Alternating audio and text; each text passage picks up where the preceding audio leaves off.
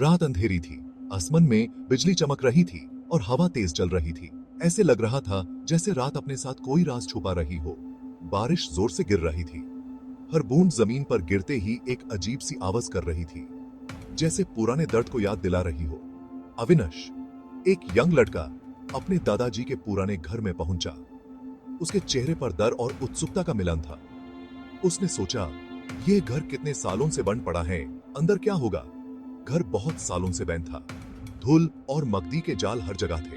हर कोने में एक कहानी छुपी हुई थी जो सिर्फ इंतजार कर रही थी किसी के सुनने का। अविनाश घर के अंदर गया। अंदर का माहौल भीगा हुआ और ठंडी हवा से भरा था। उसने अपने कंधे से पानी पोंछा और आगे बढ़ा। वो एक कमरे में पहुंचा। कमरा खाली था, सिवाय एक चीज के, एक पुरानी कुर्सी जो ऐसे लग रही थी जैसे किसी ने उसे छोड़ दिया हो।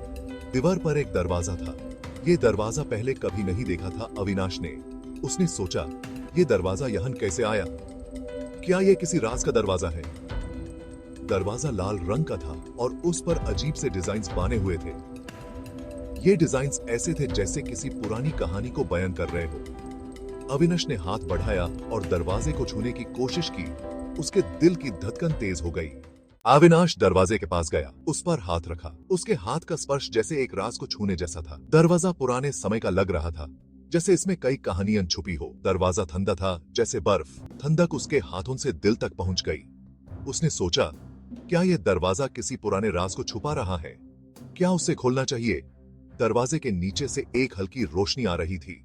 रोशनी में एक अजीब सी कशिश थी, जैसे वो उससे अपनी ओर बुला रही हो। और एक अजीब सी आवाज भी आ रही थी, जैसे कोई सांस ले रहा हो। आवाज में एक भयानकता थी जो उसके रोंगटे खड़े कर रही थी। क्यूरियोसिटी ने अविनाश पर काबू कर लिया। उसने धीमे से दरवाजा खोला। दरवाजा खुलते ही एक पुरानी सदी हुई खुशबू उसके नाक में घुस गई।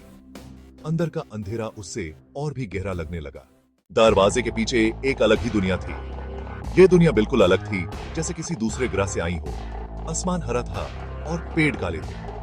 पेड़ों की शक्ल इतनी टेढ़ी मेढ़ी थी कि देखने में ही अजीब लग रही थी। जमीन पर एक अजीब सी चमक थी। ये चमक ऐसे थी जैसे किसी ने जमीन पर रोशनी बिखेरी हो, लेकिन ये रोशनी भी कुछ अलग ही थी। दूसरी दुनिया सुनसान थी, कोई नहीं दिखाई दिया। ये जगह इतनी खामोश थी कि सिर्फ अपनी सांसें सुनाई दे रही थी। सिर्फ अजीब आवाजें आ रही थी। ये आवाजें भी जैसे किसी दूसरी दुनिया से आ रही थी, बिल्कुल अनजानी और डरावानी। अविनाश दरवाजे के पास ही खड़ा रहा। वो जानता था कि उसे वापस लौटना चाहिए, लेकिन उसके पैर जैसे जमे हुए थे। उसके दिल की धड़कन तेज हो गई थी और उसके मन में डर का साया था।